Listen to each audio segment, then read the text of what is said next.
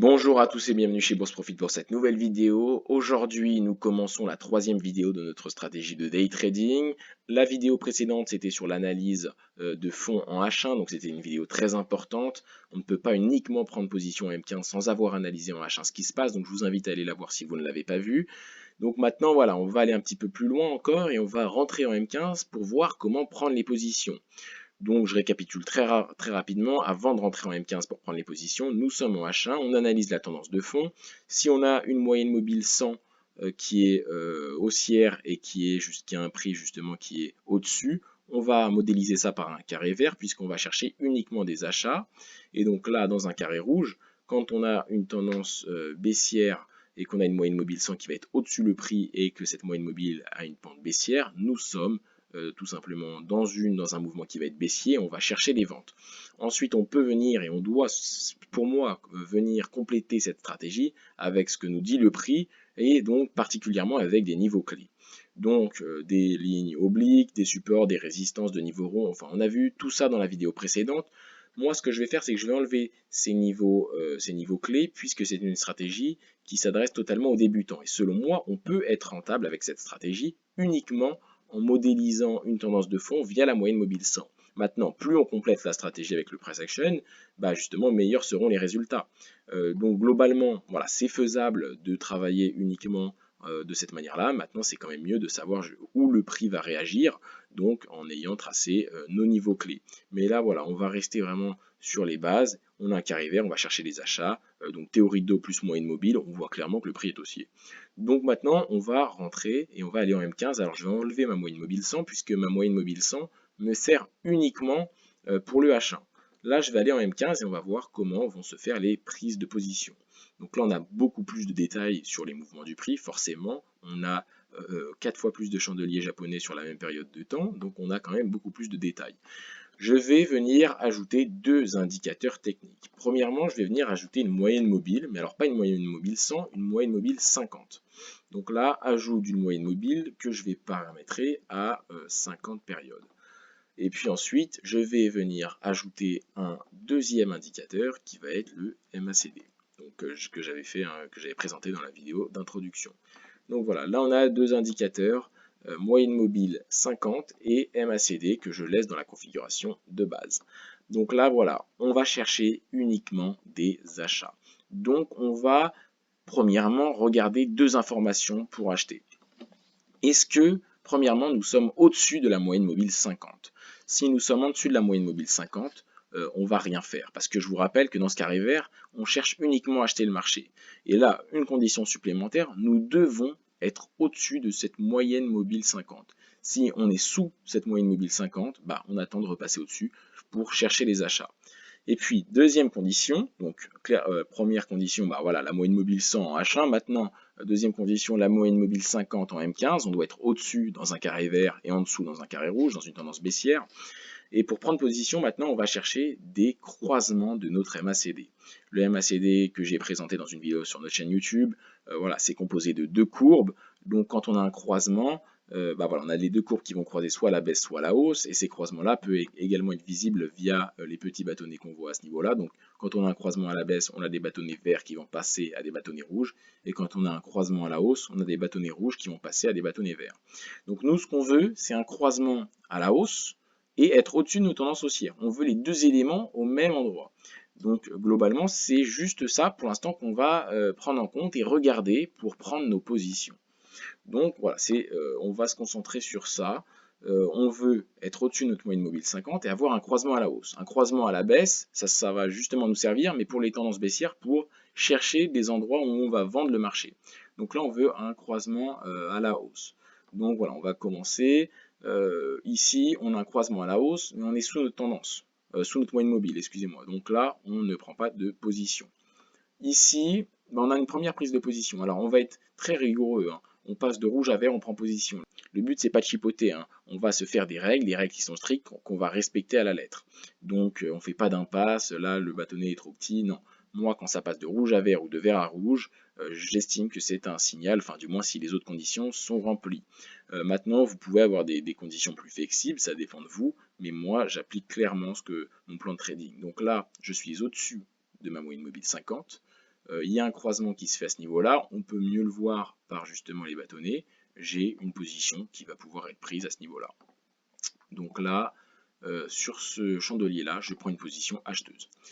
Ensuite, là également, à ce niveau-là, on a un bâtonnet, je peux zoomer si vous voulez un petit peu plus.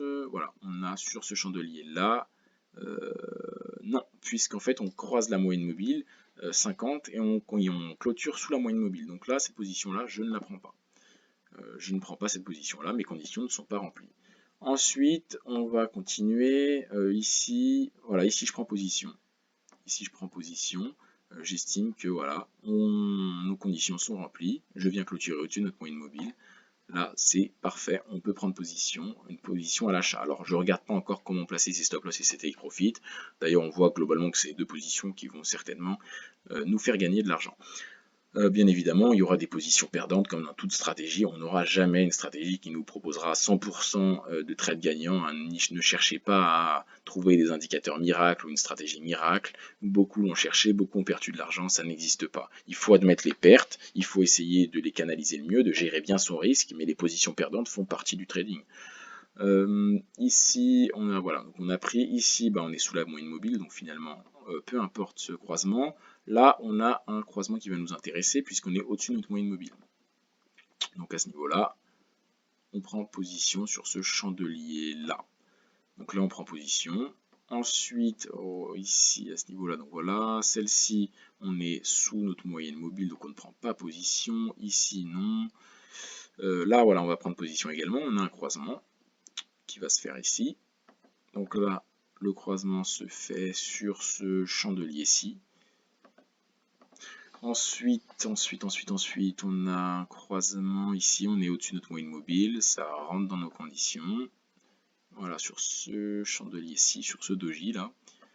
On prend position, d'ailleurs vous voyez ensuite, globalement là c'est des positions qui passent, parce qu'on a un marché qui est en tendance, donc on n'a pas un marché en range, donc forcément ça s'y prête bien. Là non, ici non plus, on est sous notre moyenne mobile, je le rappelle pour ceux qui ne voient pas. Ici on est sous notre moyenne mobile, ici on est au-dessus, on va prendre position. Donc voilà, je ne vais pas tout faire, je pense que vous comprenez un peu mieux. Maintenant je vais aller sur un carré rouge pour vous montrer le cas inverse, mais je pense que vous comprenez un petit peu mieux comment ça fonctionne. Là voilà, d'ailleurs sur ce chandelier on prend position, je pense que c'est une position qui nous fera gagner de l'argent globalement. Ici, on avait on a une autre position également. On a deux positions qui sont très rapprochées. On repasse un bâtonnet vert. On a deux croisements en fait qui sont très rapprochés. Donc voilà, moi c'est vraiment, j'applique avec le plus de rigueur possible la stratégie.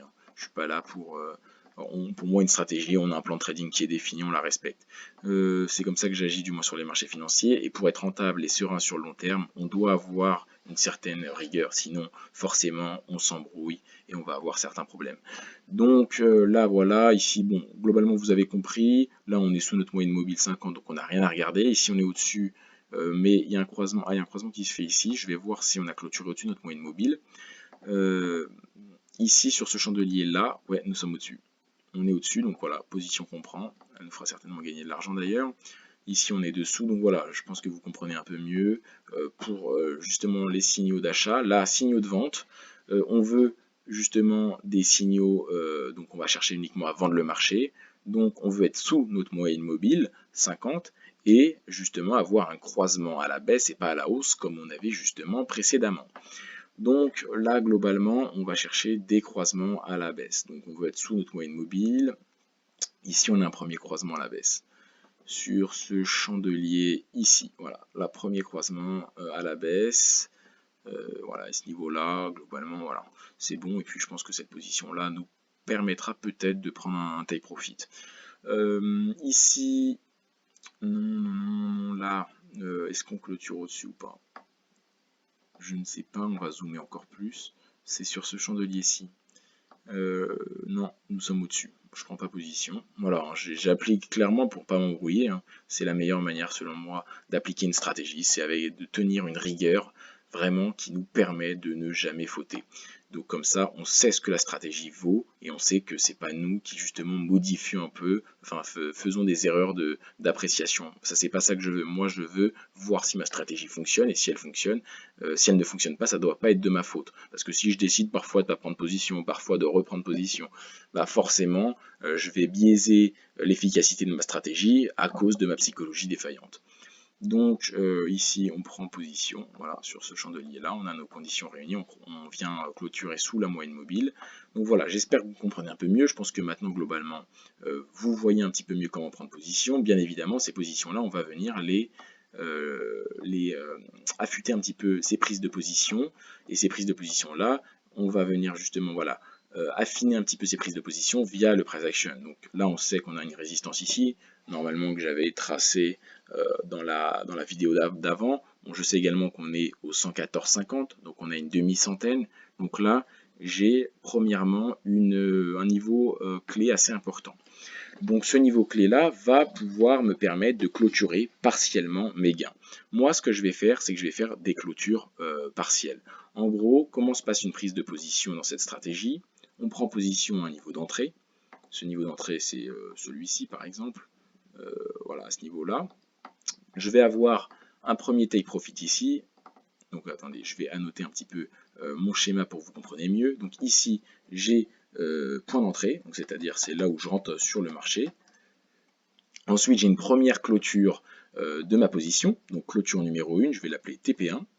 Je vais clôturer 75% de ma position. Donc les 3/4 de ma position vont être justement clôturés, oula, je m'embrouille un petit peu, vont venir se clôturer sur le premier TP. Je vais garder un latent de 25% et il y aura un deuxième niveau justement pour venir clôturer ce latent-là.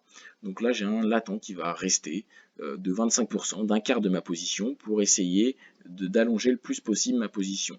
Donc là, il me restera 25% de ma position. Et ici, j'aurai un stop loss plus bas si jamais on vient réfuter l'analyse que j'ai faite, on vient réfuter ma prise de position, je viens me couvrir avec un stop loss. Donc un stop loss est un ordre du courtier ou de la plateforme de trading pour nous sortir de position. Donc voilà, stop loss à ce niveau-là. Donc voilà comment j'agis, comment vont se découler un petit peu les positions. On rentre, on a un point d'entrée ici, donc soit on fait le SL et là notre position est clôturée en perte, voilà, on encaisse une perte, ça arrive, il y en aura de toute façon des stop loss, hein, c'est inévitable. Le but c'est de gagner plus d'argent que d'en perdre, c'est juste ça qu'on veut en trading, hein. C'est pas de tout le temps gagner, ça ne marchera pas. Ensuite, premier TP, on va prendre 75% de notre position et on va faire également autre chose. Pour se protéger plus, vu qu'on a clôturé une première partie de cette position, le latent qu'on va garder, donc les 25 derniers pourcents, soit il nous emmène plus haut et on encaisse de l'argent et c'est très bien, soit on ne veut pas perdre plus d'argent vis-à-vis, soit on ne va pas essayer de prendre le risque de perdre plus d'argent étant donné qu'on a déjà gagné une partie du trade. Donc ça serait dommage d'avoir 75% de gagnants, puis ensuite on a un latent de 25% qui vient toucher notre stop loss. Donc pour parer à ça, on va faire un break-even, c'est-à-dire qu'on va remonter le stop loss au niveau du point d'entrée, et donc quand on a clôturé la première partie de notre position, soit on arrive au point d'entrée, donc à break-even, et les 25 derniers pourcents ne nous ont pas rapporté d'argent, mais on n'en a pas perdu plus, ou soit les 25% vont venir se clôturer justement au TP2. Donc voilà, nous c'est soit TP2, soit point d'entrée, donc soit on gagne de l'argent, soit on en perd, mais pas de stop loss. C'est trop bête finalement de perdre de l'argent quand on a déjà clôturé une première partie de notre position. Donc c'est comme ça qu'on va agir. Ensuite, ce qu'on va chercher également, pour vous apporter plus de précision, c'est d'avoir et de manier un risk-reward ratio plutôt intéressant. Donc le risk-reward ratio également, c'est une notion qu'on a abordée en vidéo, que je vous invite, c'est une vidéo que je vous invite à aller voir parce qu'elle va être plus précise que ce que je vais vous dire là. Maintenant, je vais quand même vous en parler un peu plus. Donc le risk-reward ratio, c'est en fait le ratio gain-perte en français et c'est un élément très important du money management. En fait, ça va vous permettre d'évaluer le risque pris par rapport au profit espéré. En fait, c'est quel est le bénéfice espéré par rapport au risque qui va être pris, donc quel est le potentiel gain par rapport à la potentielle perte. Donc en fait, pour le matérialiser, je vais écrire également ce que je dis, donc le risk-reward ratio, ça va être en gros le matérialiser par le TP sur le SL. On va prendre le TP1 bien évidemment. Donc nous, ce qu'on veut, c'est avoir un TP qui va être plus loin que le stop loss. Si le TP est moins loin que le stop loss, on va avoir un risk-reward ratio inférieur à 1, et donc là, ça ne va pas être très bien. Donc je vais vous donner quelques exemples pour que vous compreniez un peu mieux. Si notre TP est à 40 pips, et que notre stop loss est à, disons, 20 pips, pour simplifier les calculs, 20 pips, on va justement avoir un TP 2 fois plus grand que le stop loss. Donc notre risk-reward ratio sera de 2 pour 1. Donc on a un risk-reward ratio de 2. En gros, notre TP est 2 fois plus loin que notre stop loss. Notre TP peut nous rapporter 2 fois plus d'argent que ce que peut nous faire perdre le stop loss. Si, troisième exemple, on a un TP à 20 pips et un SL à 20 pips, on a un risk-reward ratio de 1. Donc voilà, je pense que vous comprenez un peu mieux avec ces deux exemples. Maintenant, voilà, c'est toujours la même chose. Si on a un TP à 60 pips et un stop loss à 20 pips, on a un risk-reward ratio de 3. Mais par contre, voilà, si on a un take profit à 10 pips et un stop loss à 20 pips, on a un risk-reward ratio de 0,5. Donc nous, ce qu'on va chercher, c'est minimum des risk-reward ratios de 1,5. Donc c'est ce qu'on va chercher. Généralement, on n'aura pas des risk-reward ratio à 4 non plus, mais voilà, risk-reward ratio minimum de 1,5. 2, c'est très bien. Ça, c'est un élément qui va être directement lié au pourcentage de trades gagnants. Si on a un pourcentage de trades gagnants de 50%, c'est-à-dire qu'on perd un trade sur 2 et un trade sur 2 va être gagné, et qu'on a un risk-reward ratio de 1, globalement, nos pertes seront équivalentes à nos gains et on aura fait 0 €. Si on gagne 50% de nos positions et 50% de nos positions sont perdues, mais avec un risk-reward ratio de 1,5. Ça veut dire qu'une position sur deux va nous donner un gain qui sera plus important que les positions perdues. Donc en fait, ça va nous donner un avantage statistique probabiliste qui est très intéressant pour nous. Donc nous, on veut un risk-reward ratio plus important que 1. 1,2, 1,3 c'est relativement faible, dans certains cas ça peut le faire, si on a vraiment un beau mouvement, une belle tendance, mais un risk-reward ratio de, disons, voilà, de 2 ou de 1,5 même, c'est très bien. Maintenant, un risk-reward ratio inférieur à 1, c'est que notre perte peut nous faire beaucoup plus mal que notre gain, donc on peut voir des risk-reward ratios inférieurs à 1 dans certaines stratégies trading, par exemple en scalping, où on va chercher à avoir beaucoup de trades gagnants, et avoir un risk-reward ratio très faible, on va chercher à prendre nos bénéfices très rapidement. C'est un petit peu la mentalité d'une stratégie de scalping, mais là on est en day trading et c'est pas ça qu'on va viser. Nous on veut un risk-reward ratio minimum 1,5, 2 pourquoi pas, 2,5 également, ça peut être très bien. Donc voilà, c'est ça qu'on va chercher, comme ça même si on a un pourcentage de trade gagnant de 50%, bah, globalement, si notre gain est plus loin que notre stop loss, bah, au final on sera gagnant sur le bilan. Donc c'est ça qu'on va chercher. On ne cherche pas à avoir 95% de trades gagnants, c'est pas ça qu'on va chercher. Nous on veut être en gain, et donc pour se mettre en gain, on va justement chercher à avoir des TP plus loin que les SL, comme ça si on a un pourcentage de trades gagnants moyen, on pourra le compenser avec nos risk-reward ratio. Bien évidemment, 50%, on peut avoir bien plus de pourcentage de trades gagnants. C'est pour vous montrer un petit peu le bas de l'échelle. Donc voilà un petit peu pour le risk-reward ratio. Pour cette position-là, donc là, on a une position, alors ces positions-là, les stop-loss et les take-profit, le placement des stop-loss et des take-profit, normalement, vont venir avec l'étude du price action. Donc je vous rappelle, en achat, on avait tracé des supports, des résistances, des trendlines, on avait regardé un petit peu tout ça. Ça va venir vraiment nous aider pour nos prises de bénéfices et pour également le placement de nos stop-loss. Là, je les ai enlevés, mais on va quand même pouvoir les faire partiellement. Donc ça va vraiment être très intéressant pour nous de connaître un petit peu justement comment placer son take profit et son stop loss. Alors globalement sur ces deux positions là sont très rapprochées, donc on va pouvoir faire un placement de stop loss commun. Donc là en fait je vais placer un premier stop loss, un premier take profit, ici je reprends position et je peux même mettre mon stop loss et mon take profit relativement proche de celui-ci. Il y a plusieurs manières donc, de poser ces stop loss et ces take profit dans cette stratégie, il y en a deux. Soit on va les poser de manière fixe, soit on va faire une sortie dynamique avec un indicateur technique qui va s'appeler le parabolic SAR. Donc là vous avez compris pour les prises de position. Maintenant, comment placer ces stop loss et ces take profit.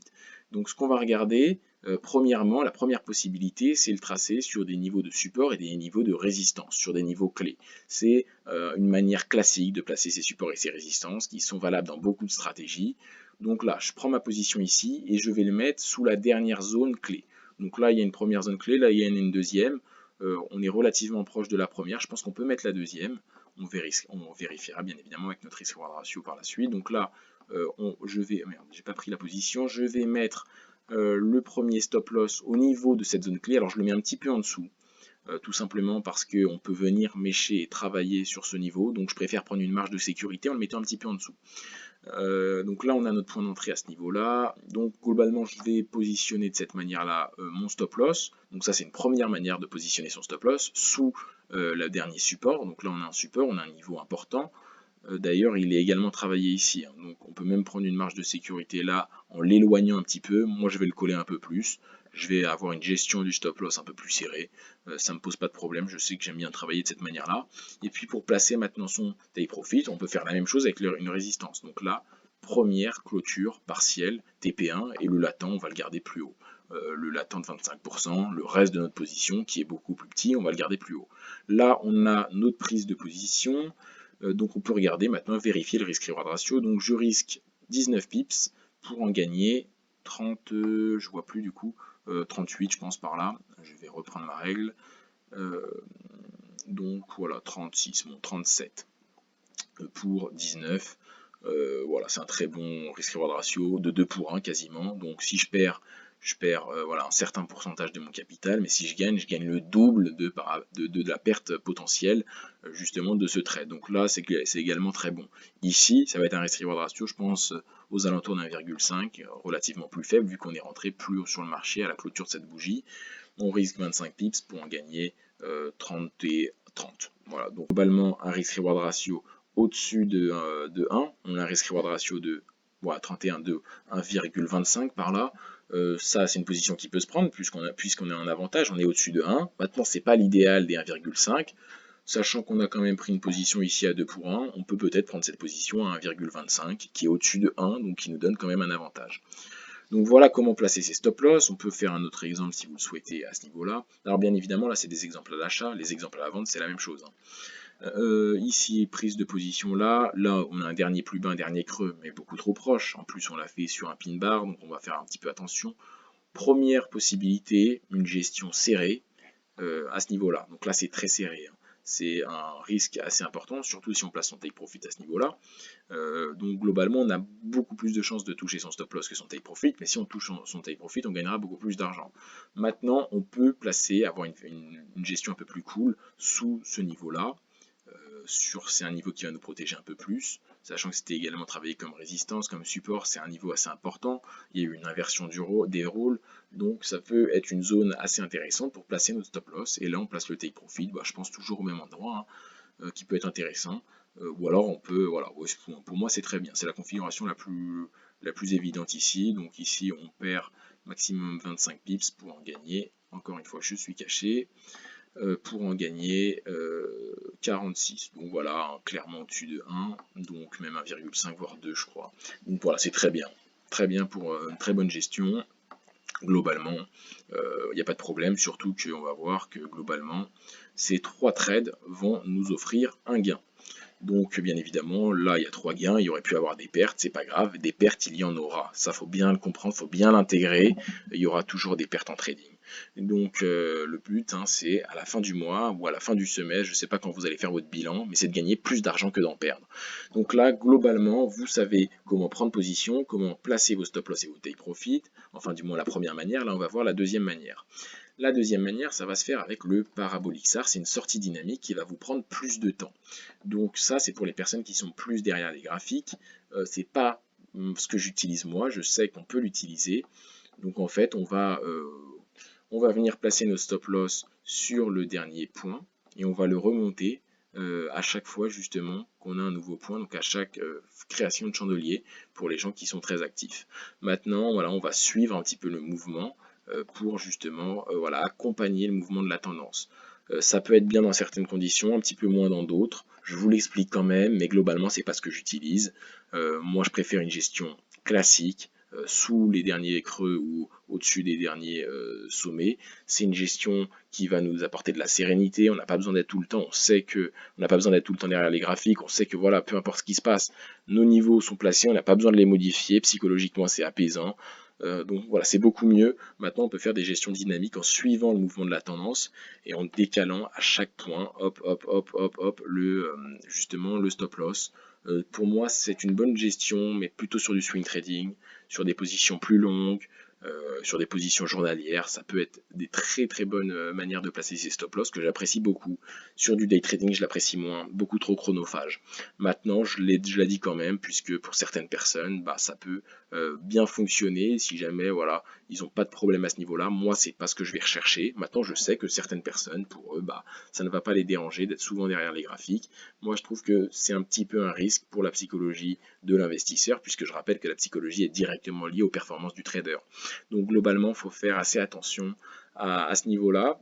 Donc voilà pour les prises de position. Donc là, je vous ai dit tous les trucs un petit peu classiques. Dans la prochaine vidéo, on va également rentrer un petit peu plus dans les détails et parler des choses auxquelles il faut faire attention.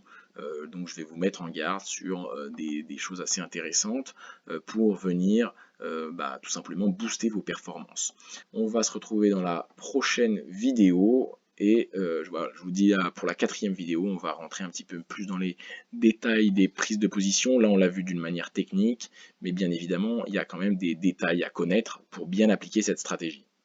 Je vous retrouve dans la prochaine vidéo. Merci de m'avoir écouté. N'hésitez pas à la liker, c'est très important pour nous. Ça permet de soutenir la chaîne si vous l'avez aimé. Commentez-la également. Ça permet de nous référencer si vous appréciez notre chaîne. Donc voilà, je vous dis à la prochaine vidéo. Merci à tous.